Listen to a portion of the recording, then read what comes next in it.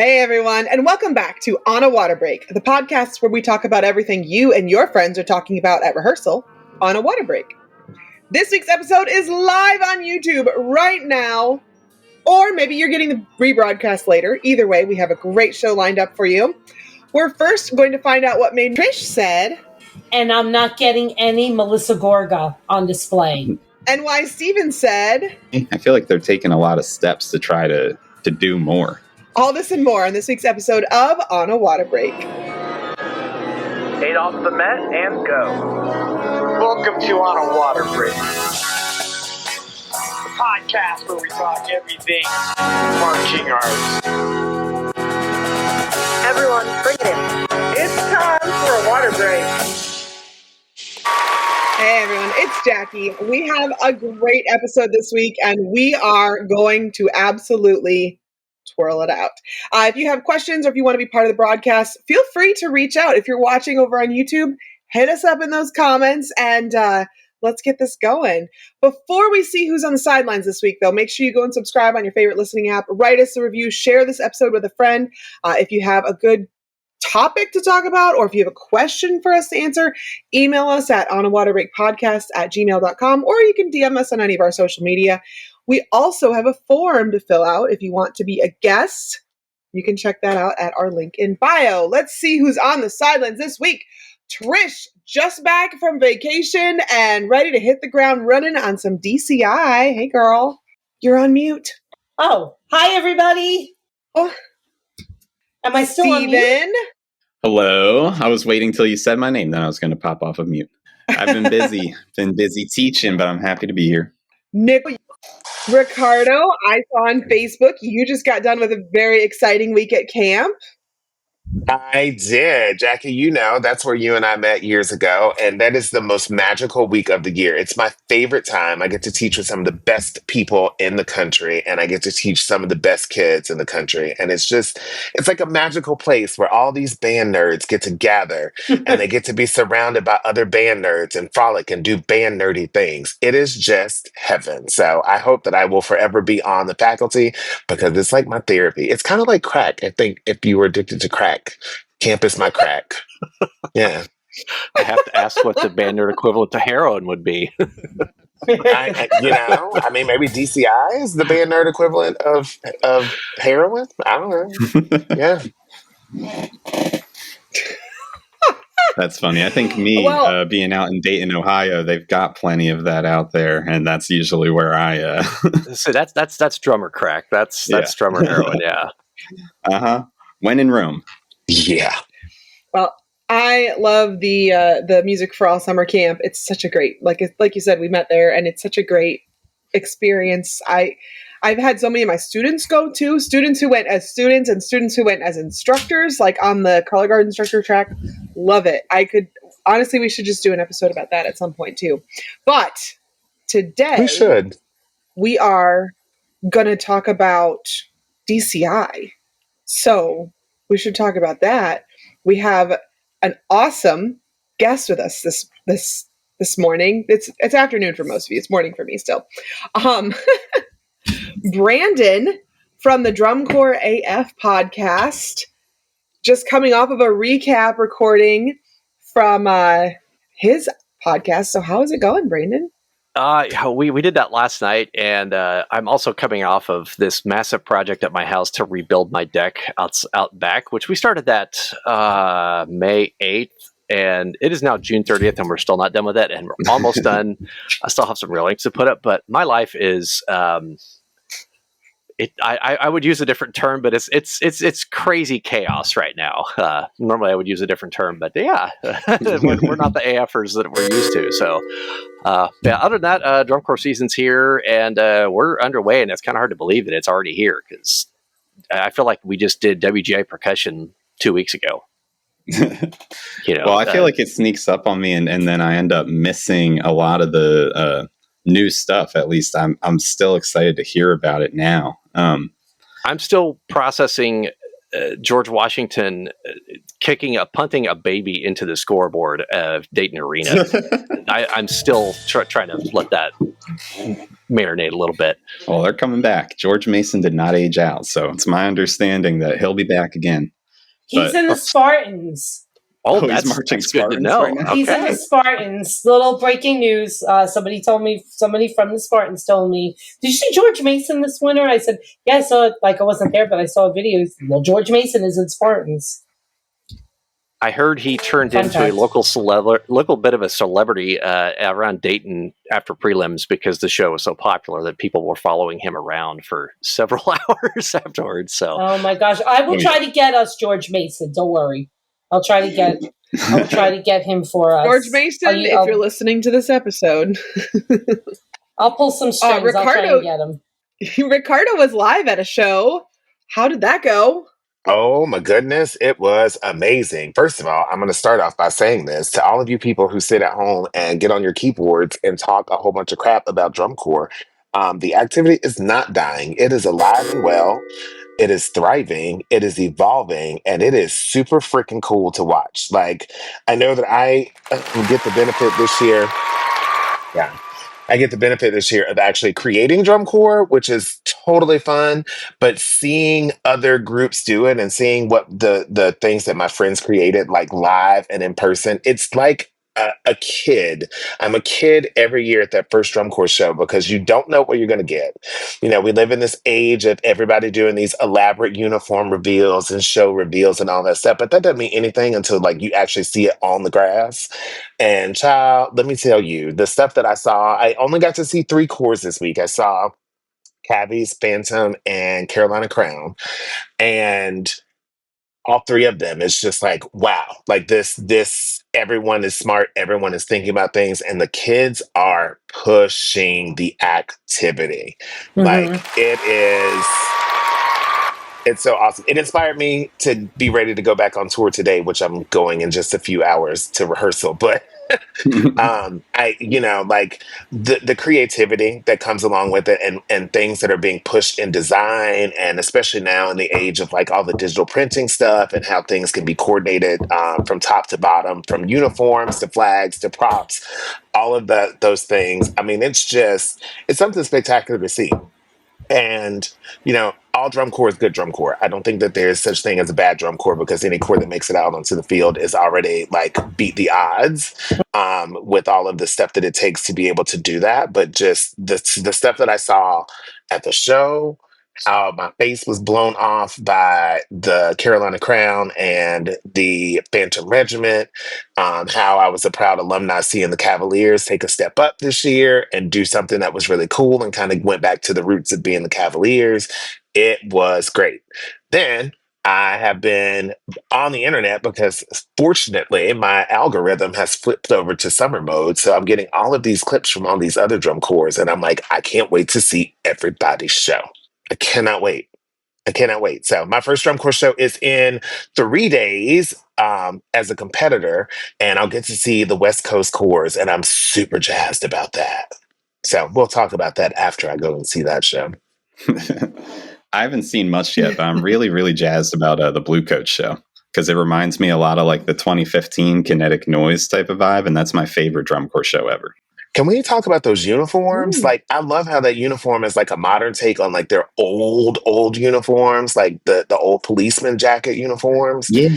And the clip that I have seen so far, which I'm gonna rant and rave on this, they have this giant swing flag that they open with, and it made my heart so happy because I don't know who made the rule that we can't have swing flags in drum corps, but I don't like that rule. And I'm over it. The only argument I have ever heard for it is that's so bando. Guys, drum corps is just advanced band. That's literally all it is. Drum corps is bando. So bring back swing flags. 2026, if I'm designing the show for somebody gonna have a swing flag and everybody's gonna love it because it's gonna be beautiful and we're gonna get them GE points. Love me some swing flags. I'm excited to see that. To piggyback on what Ricardo was talking about, we recorded for Drum Corps AF last night, and one of the themes of discussion was how the Bluecoats feel like they have kind of gone back to their 2013 to 2016 era conceptually, and they're really playing up a lot of the tropes that they did during those 3 or 4 shows, and you can see that they're doing that in addition with what they're using to push the activity forward through kind of what they did between 2022 and last year. A lot of E flat major 7 third inversion chords, that D on the bottom with the E flat up top. But I also want to point out that this is the first year in a while that we've had a net gain in total cores in the activity participating this year as compared to the previous year, especially with all age and the former DCA crowd. We actually have 15 or 16 ensembles participating this year. I think we'll get 14, maybe 15 to Indy, but we'll see how many get down there. It's going to be a fun year. I didn't realize that, but that it kind of reminds me too. I feel like I see DCI doing a lot of the old stuff it used to do, and I know they just got a new CEO recently. I feel like they're taking a lot of steps to try to do more. Like they're bringing back the theater show, the one where they Yes. Do the Fathom events in movie theaters around the country. Yes. That's coming back. I'm so excited for that. They actually, tour premiere, they've been doing tour premiere in theaters for a while now. They actually ended up killing off the prelims event in theaters last year because that apparently was losing a lot of money. Mainly just because the theaters aren't going to make much from that, and we're not going to make anything from it because it's how do you charge for that? I fear for that when I saw they were bringing back Big Loud and Live. I fear for that because I used to love that. A bunch of my friends would go to the theater right here at Garden State Plaza. Like we would all go meet up. But now is everybody just so used to, because it wasn't there last year? Are we all just so used to watching it at home on Flow Marching? I hope it's a success. I think so. Yeah. Night, but I'm not. I'm a little worried for it. I definitely think the streamability has been the thing that killed that off. And to go back to what Steven was talking about, what's old is new again has really been a big thing the last couple of years, especially like what Cavaliers did in 23 with their anniversary show, where they pulled back whole elements of previous shows. And put them in, and the uniforms are kind of evolving into old designs or new again with new elements on top of them. Arrangements are coming back with the same kind of style and mentality. I think I don't want to say designers are getting lazy, but I feel like some of them are going back to the well because they're looking for inspiration in a sense. Well, I think, when you say that, going back to the well, I think that the well is so deep and there's so much fullness inside that well that there's so many things that you can pull from. And I know for myself being a designer, it's like, how can I challenge myself to do something that I know is that I know works and that I know is good? How can I do it in a different way? How can I approach it in a different way and still keep the integrity of what it is? And I think we're seeing that with the design of most of these shows, at least the shows that I've seen so far and the clips that I've seen so far. So it's super interesting to kind of watch that transformation and that cyclical repeat of taking elements back, even back to like the 70s. Like we've had some throwback stuff, to those days, and I'm here for it. I am here. Play me some Chuck Mangione. Do it. Bring out the Chick Corea. I definitely feel one of the big catalysts in this. I think we're in the midst of a paradigm shift in the activity in terms of trying to reconcile the history and the heritage of where drum corps and a lot of the marching arts came from in the mid-century, mid 20th century up till now, to try and bridge the gap that seems to exist between the elders of the activity and the incoming members. And they're trying to do it in ways that are palatable for the people and the alumni who have been there before, but also it's entertaining and exciting and inspiring to the younger performers who are trying to come in or that are trying to get into the activity so that we can keep it going and keep it rolling. It's so funny because I feel like this is the perfect way to segue into, I was at the All Age show on Saturday night in Shelton, Connecticut. Stephen, were you there? Yep. Yeah, Bush was there. I was there. Yeah, no, we had to get in and out. Yeah, no, I heard. Yeah, exactly. But I feel like All Age is going to be rushing to catch up. Like you got it seems like World and probably Open have done everything that you guys are talking about, kind of bringing it back a little bit. And I feel like All Age they're taking your former approach a little bit. The shows in All Age are so innovative and so like, you know, I think they're going to be running a little bit to catch up with you guys as you swing it back around, you know. So, yeah, it was really, really interesting. I mean, I'll tell you what, you got to listen on July 11th to my all age episode, but I won't go too far into it. But I'm going to tell you something right now, and Stephen, you're going to like this. It's not a two horse race this year. Although the Bucks are very, very strong out of the gate as usual, super innovative. I keep busting Nick Tavares' chops though, because who, for those of you who don't know, he's like their program designer. And keep busting his chops because the show is entitled On Display, and I'm not getting any Melissa Gorga on display in the show at all. So. Swing and a miss. Yeah, come on, where's Real Housewives of New Jersey? Come on, let's get Melissa Gorga on display.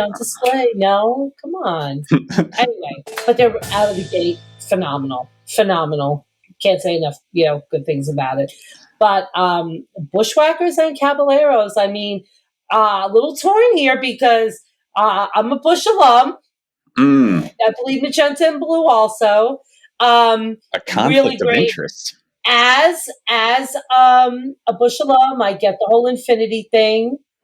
Very, very special. But wow, the show is really incredible this year. But I also have 2 kids in the Caballeros, 2 former students in the Caballeros. So there's that, but they were good too.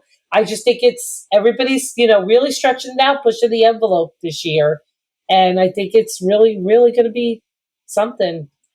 Well, Sunrise, here's the big thing that I think. Yeah. At least when it comes to Bush. Like, at the end of the day, it's still hard to compete with the size of Cabs and Bucks horn lines. But this is the first year where I think Bush is really doing like a fun, forward show. The music for the Bush show is awesome. All 3 movements are really cool, modern, and fun. And I just think like seeing that happen in Lucas Oil is just going to make Bush look even more attractive. And it's not going to be long at all. Wearing, I think that's going to really add to it, whatever they wear. Yeah, that'll be a big part of it because I like the color scheme a lot already. So I'm excited to see kind of that get filled out. It's very Bush. It's very magenta and blue. It's very, with other things going on there too. But I can't wait to see what the guard's wearing. I think that's going to take it up even another notch. So my thing for my bottom line here is even if Bush doesn't win it this year, I think that this show is going to draw a lot of people to Bush. And it's not going to be long before they have the same size horn line at Bush that they do at Cabs and at Bucks. Agreed. I definitely have to say that the placement is going to be hard to suss out for a lot of these groups because there's so much parity across the top 6 particularly.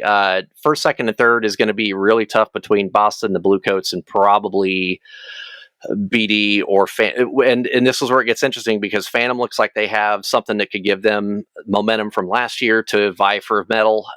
Crown is still in the mix with those, so Phantom, Crown, and BD are all going to be duking it out. And do not sleep on the Santa Clara Vanguard either. Right, Vanguard is coming out swinging this year because they got momentum from last year, and they were able to prove that hey, we can do this without the props. We can rely strictly on our visual game like we did 30 years ago. The Mandarins are still in that mix. The Blue Stars probably building up something last year that may have a little bit more momentum.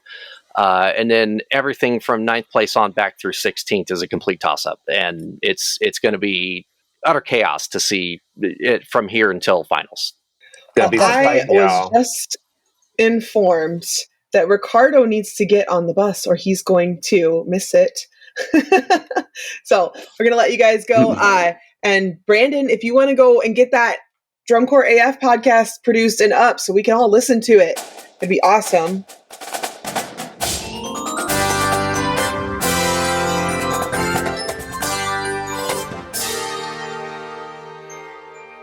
Celebrating its 25th anniversary, Guard Closet was founded as a consignment shop in 2000.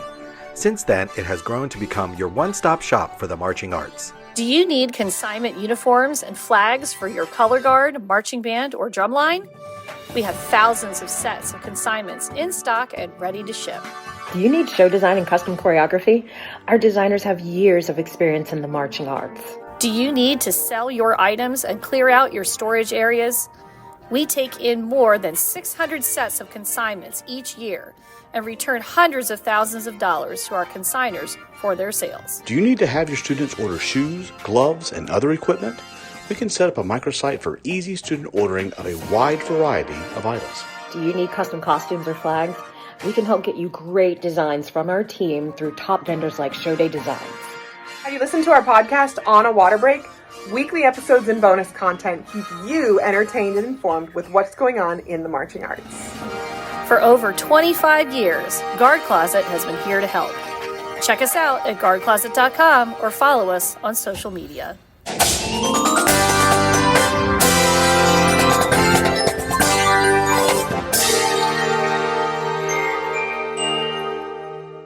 All right, welcome back to the sideline. I'm going to take you guys to the uniform room today for our news segment. So let's go do that.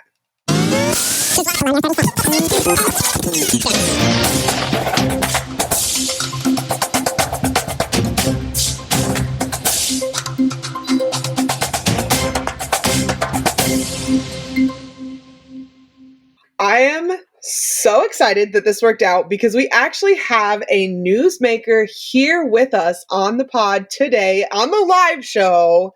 If you have not yet seen it on social media, our next guest is absolutely making news.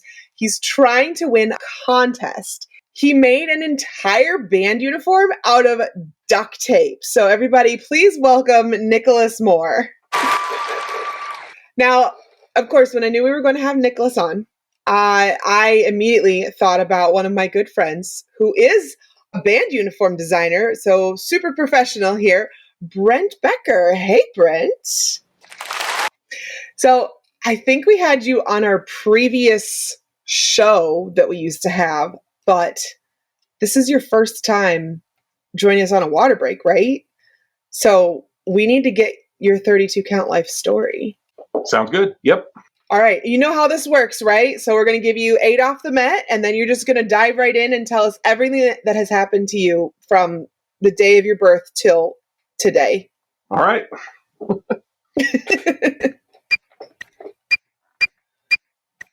Hello, I'm artist educator and uniform design specialist Brent Becker. Music and art are my lifelong passion and profession. I've been a uniform designer since 2007. Several prominent corps, college bands, and high school programs have worn my uniform designs. I'm also an adjunct instructor of studio art and art history with 20 years of classroom experience. My personal artwork has been shown internationally in juried exhibitions and can be found in many private collections. Outside of the studio and lecture hall, I've been a brass musician for 36 years, performing in a variety of concert and marching ensembles, including symphony orchestras, 8 years of drum corps, including top 5 drum corps and other community music organizations.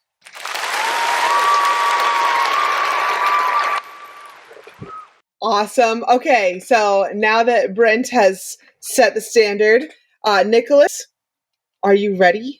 Yes, I am. All right. 8 off the Met, and we're going to start all the way from the beginning of your time to now.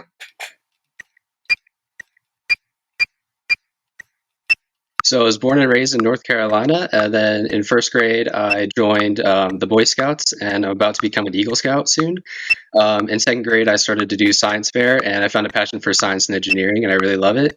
And then in sixth grade I joined the band and decided to play French horn, mainly because my brother played sax, and I wanted to kind of follow in his footsteps with the band.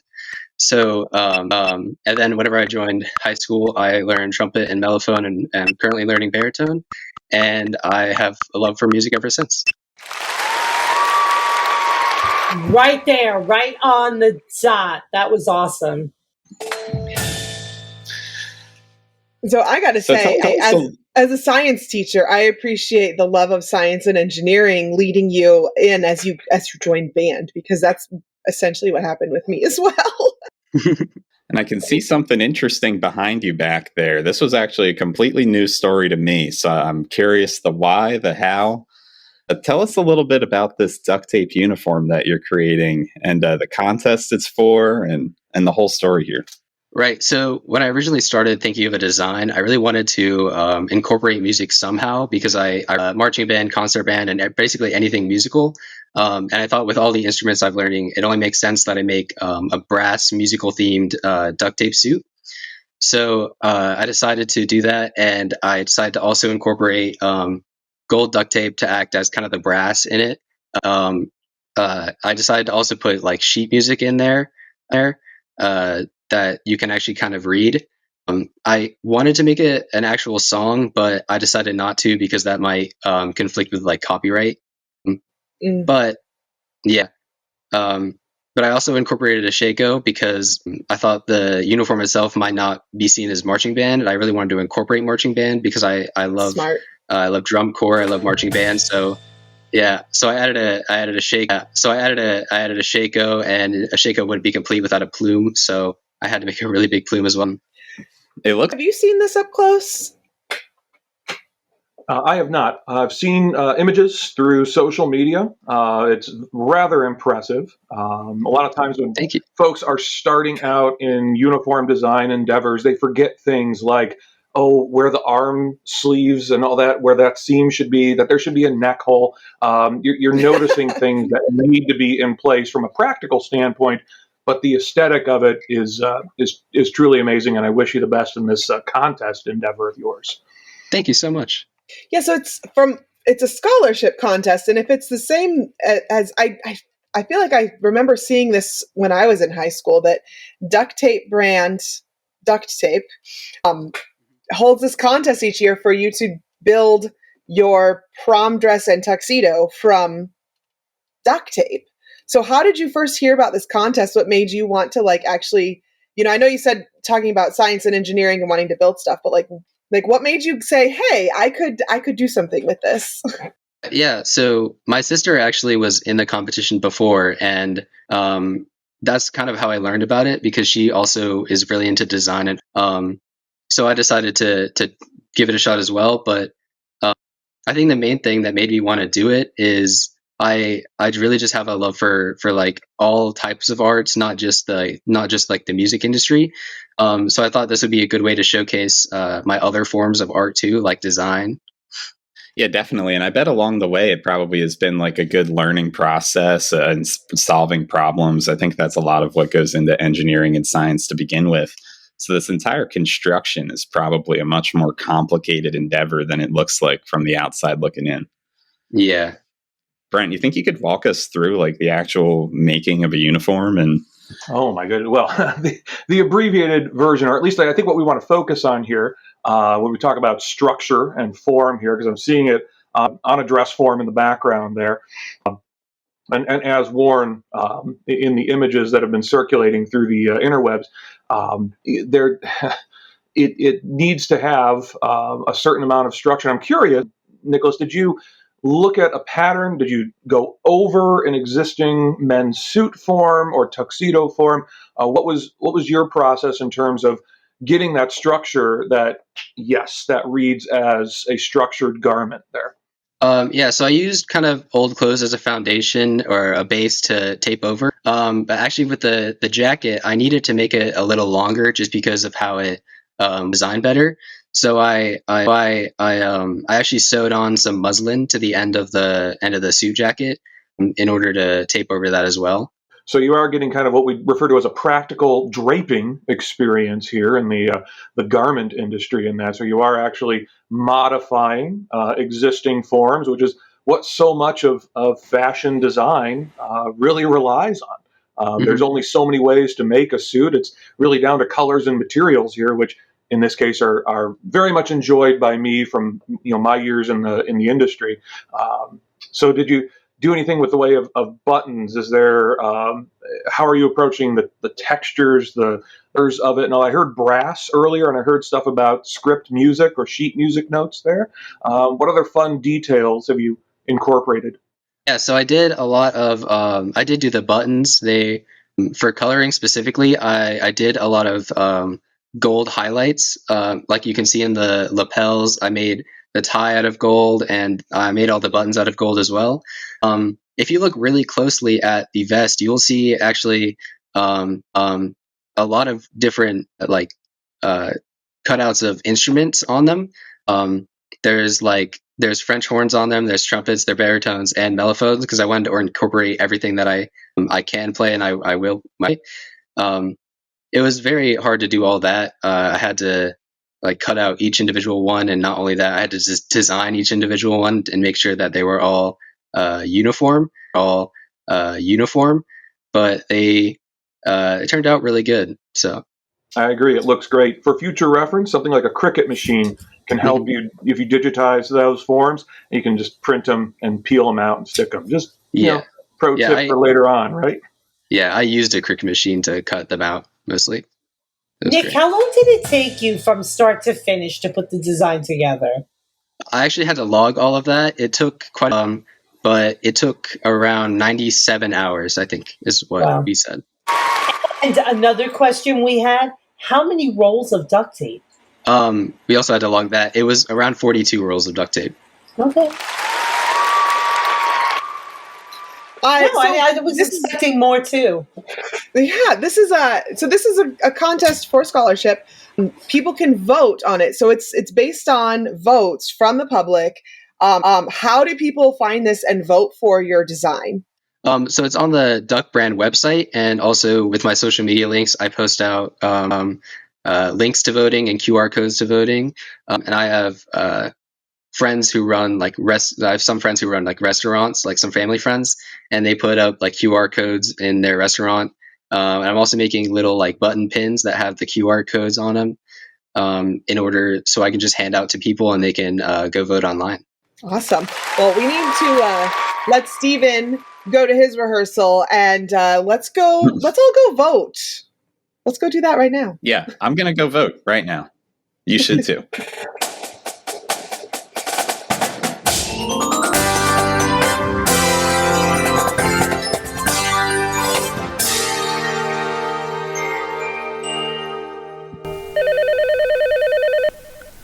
Ready to elevate your travel game? Welcome to Peak Group Travel, the ultimate adventure creators.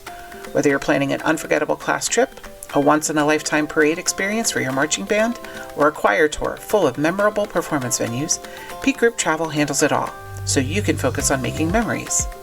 From breathtaking international destinations to amazing adventures right here at home, Peak Group Travel customizes every journey to your vision. We're not just planners, we're your partners for the trip you want for your students. Our online registration portal makes managing your pre-trip experience smooth and convenient. We even collect your payments if you'd like. Picture it, effortless planning, unmatched experiences, and smiles that last long after the journey ends. That's the Peak Group Travel difference.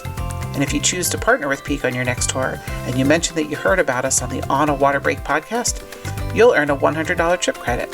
Discover why groups everywhere trust Peak Group Travel. Follow us on Facebook, Instagram, and LinkedIn, and be sure to visit peakgrouptravel.com today. You pick the date, and we'll make it great.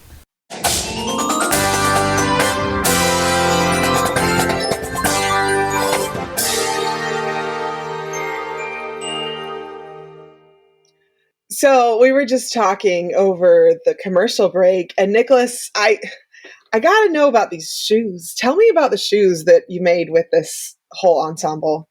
Right. So the shoes, actually, I kind of wanted to incorporate a little bit of marching style to them. So they are black, but they do also have sheet music swirling around it, and they have a gold trim at the bottom.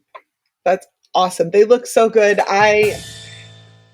Of course, what's your Instagram handle so that people can go and look at pictures of your ensemble?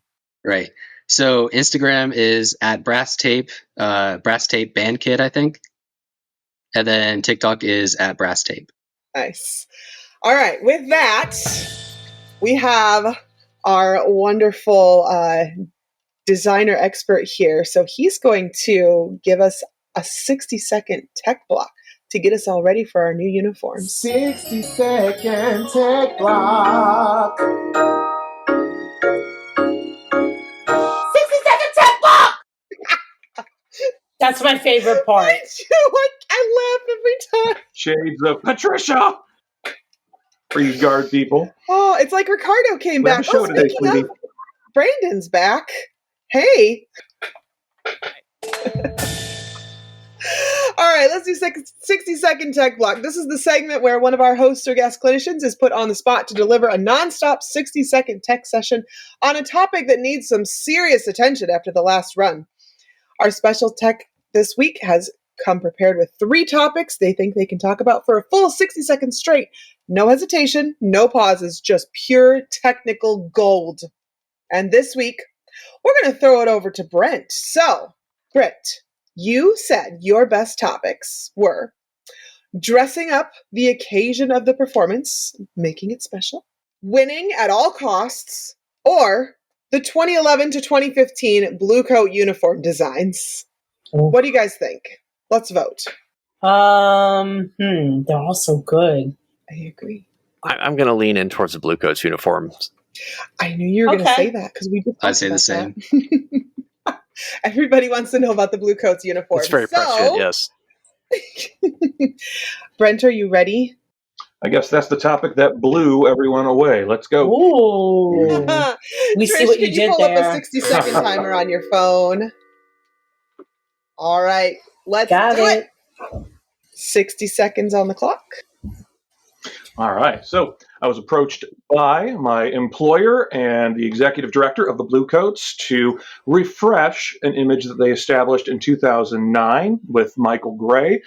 His uniform design had been based off of an anime series of all things. So there's some pop culture reference happening there that's kind of law enforcement oriented, tying into the Bluecoats history there. After that, look was played out 30 for seconds. We moved towards the long British Bobby style, more 19th century look there with the long coat that was featured prominently in the show Tilt. That again, there's a lot of history and a lot of cultural references happening within all of those looks. 10. Oh, I thought I was just giving you a warning and you were like beating the clock. I remember. They definitely do have that that 19th century British brass band look to them. I just remember the moment I saw the anime that the previous design was based on, and I was like, I don't remember. My husband was watching it or something, and I was just like, what is this? Is it a drum corps uniform in an anime? And then I had to text Brent and be like, what is this I'm watching? And he said, it's the other way around. Yes. There's definitely some trans-Pacific cultural, what we call pollination going on there between these ideas and that. So inspiration comes in the most unusual places, and I think sometimes the more obscure, the better. But we should own where these things come from and not try to disguise it too much, for sure, especially if we're trying to connect to that reference directly. That ties perfectly into Nicholas and where he was getting the inspiration for his designs. All right, that was a solid 60-second tech block. So hopefully someone out there just got that tech advice they didn't even know that they needed, especially as they're designing their fall show. So it's time to switch things up and get into our favorite segment. What are we doing? What are we doing?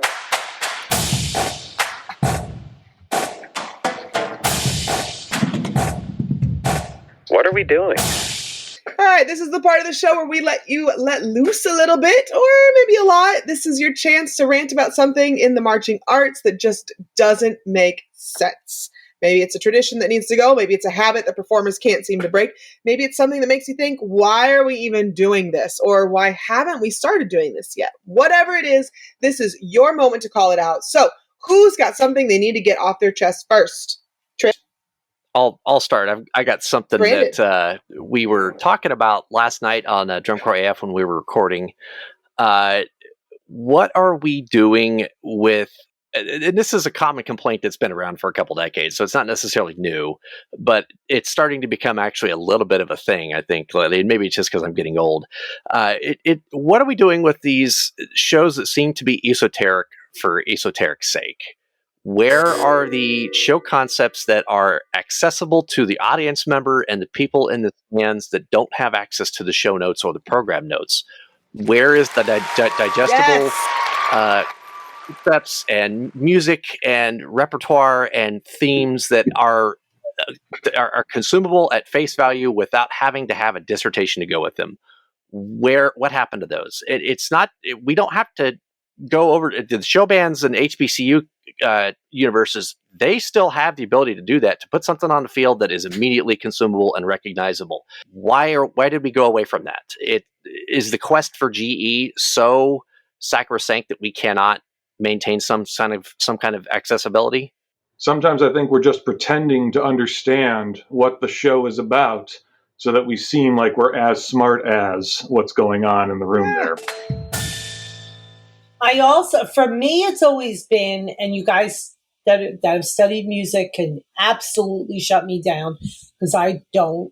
But for me, through the years of working with marching band and listening to people talk and listening to music ed and music performance majors in school, I think a lot of it has to do with the fact that back then, and I'm a back then girl, you did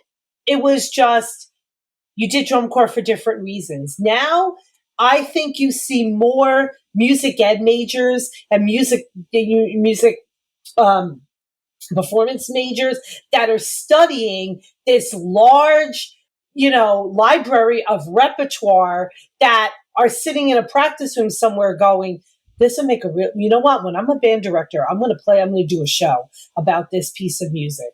And now those are the people that are doing drum corps. And also drum corps has also made themselves more accessible to those people by changing the move-in times. When you have to be at spring training is largely based on when the college kids get out of school. Well, who are those college kids? They're the music majors. So, I think that for me, that's always had a lot to do with it. Talking to my, music ed friends that, around marching bands I've worked with throughout the years.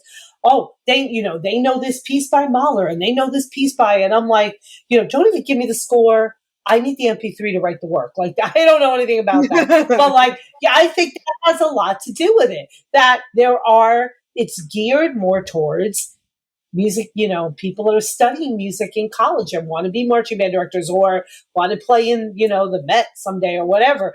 I think that has a lot to do with it, that they're asked to study this broad spectrum of repertoire, and shows come out of that and concepts come out of that. To me, that's me. Well, Trish, does that lead right into your What Are We Doing? Okay, so my What Are We Doing was going to be about why are so many color guards wearing blue this year? I didn't know why that happened. Oh my God, yes, why? What happened? It's not just a color guard thing, it's drum corps too, man. Everybody's got blue. But I have since changed it. If anybody wants to steal it, go ahead. I've since changed it to, these show announcements and not telling us until the day of your first show what your show is it really ruining it for anybody here? Mm-mm. If they'd have told us 2 months ago what their show was, all right, I knew a little while ago the Crusaders show was called Boom. We didn't know anything else really. We just knew it was called Boom. Watching it on Flow the other night did not ruin it for me. It did not ruin it for me. You could have told me your whole rep. You could have told me what all these corps that are like, oh no, we have to keep it a secret. We have to wait until the day of to make this big announcement. Is it ruining it for anybody? Really? Really? Yeah, I have to agree. I thoroughly love the Troopers for putting out their show repertoire and concept back in November and actively promoting it. And I don't understand what the point of this secrecy stuff is, because what purpose are you serving by doing that? No one is coming out and actively trying to steal your concept material in April, after camps have come out. Cut the crap and just tell us what you're doing. It helps with recruitment. Oh, but it's called marketing. It's not marketing. Build it up and market it. For example, okay, I start this.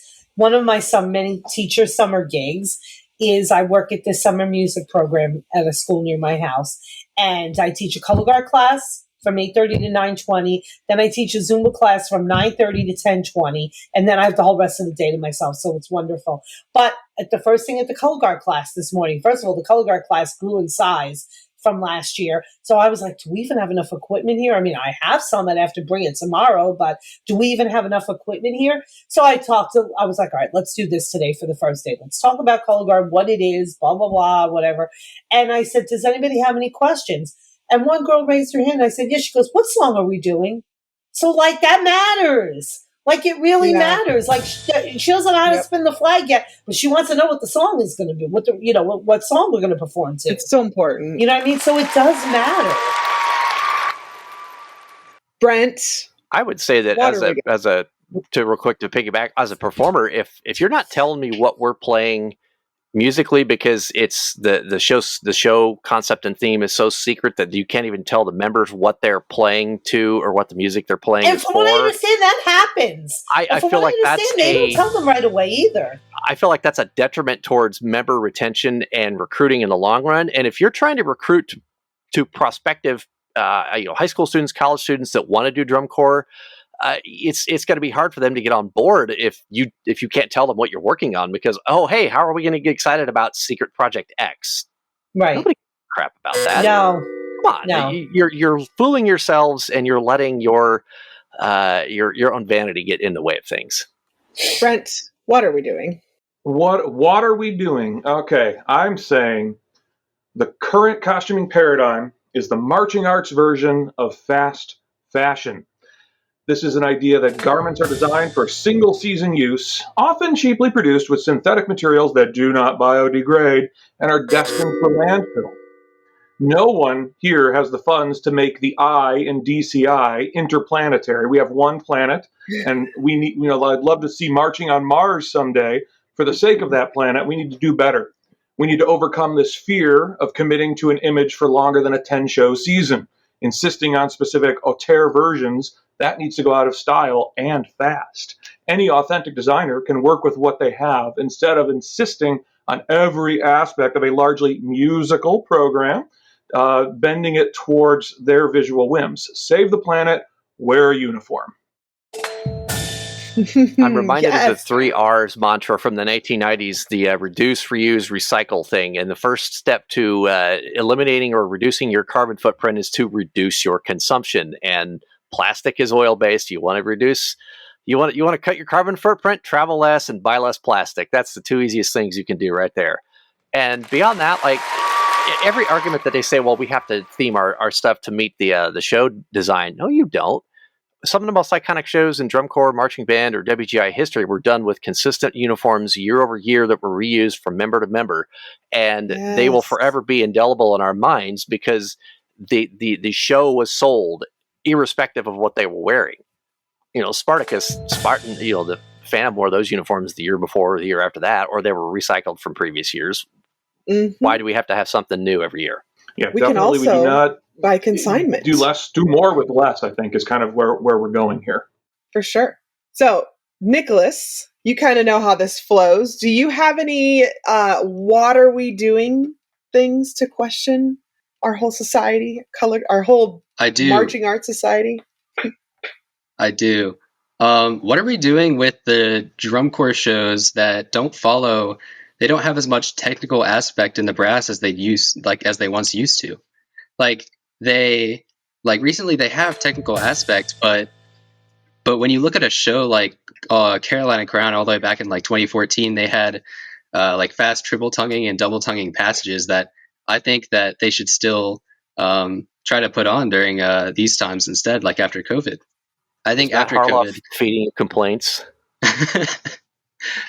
Yeah. Let's not forget to mention how a lot of things are just unison nowadays too. Again, we're losing the articulative stuff as well as the harmonies and counterpoint stuff that used to be in there. Go back and listen 80s, 90s drum corps and some of those beast mellophone sections that were doing all these wonderful little riffs and runs on top of things. Now we do a mellow sustain. It's like, okay, wonderful for intonation, pleasant on the ears, but give me the energy of a nice little run there. Yeah, especially sorry.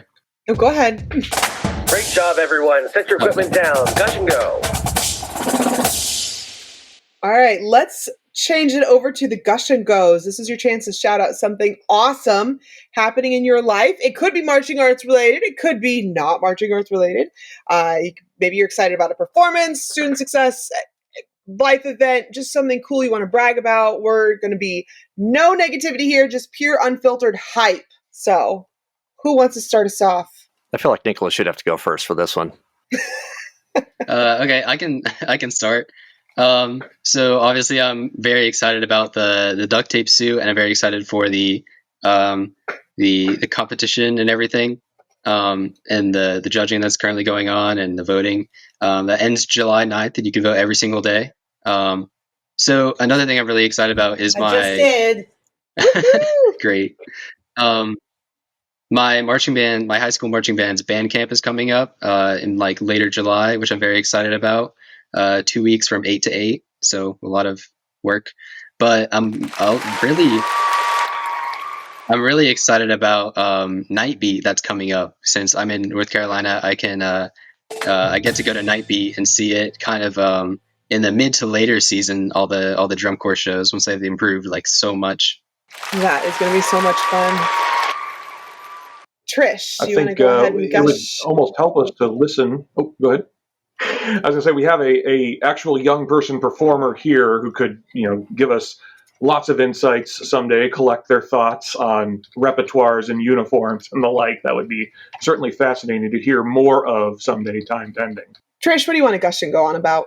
I also want to gush and go about the start of the drum corps season. I went to an all-age show the other night that had a lot of alumni corps and an open class corps, 7th Regiment. And, it's always just so much fun. It's so exciting to see what everybody's doing and see what everybody looks like. And, even that, I came home from Connecticut. I walked in the door and I popped on Flow Marching, and I was able to see the end of Drums Along the Rockies, which was cool. So I love this time of year. I love getting to see everything. And I have 2 former students of the Caballeros Color Guard. My cousin's marching in Spirit of Atlanta's Color Guard. So, I'm really excited about all of that too. So bring it on.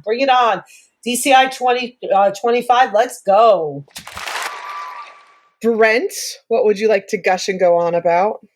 I think mine is bittersweet in that my child is entering their final season of high school band camp here, and they're starting their rehearsals up. And it's my last time to be that band parent. So it's nice to see, but it's like this is the last time I'm like that kind of connection to what I'm doing, as opposed to designing for other groups and that sort of thing. So I got to design the uniform that they wear. So it's really, again, that bittersweet, but ultimately positive thing, because you want your kids to spread their wings and move on from where they are. Brandon, you want to gush and go? Yeah, I've got a couple things. One of my students auditioned for the K-State drumline and made the snare line on his first time up as a junior, which is good. We haven't had anybody repped on their drumline in a couple of years from my institution. My deck is almost done, and drum corps season's here, and I wasn't ready for it this year, but it's here, and I'm here for it now, so it's going to be fun. I get to go to one show this year. I unfortunately don't get to go back to finals until maybe next year, so yeah. Hey, it's called Gush and Go, not Gush and Stay. Let's go.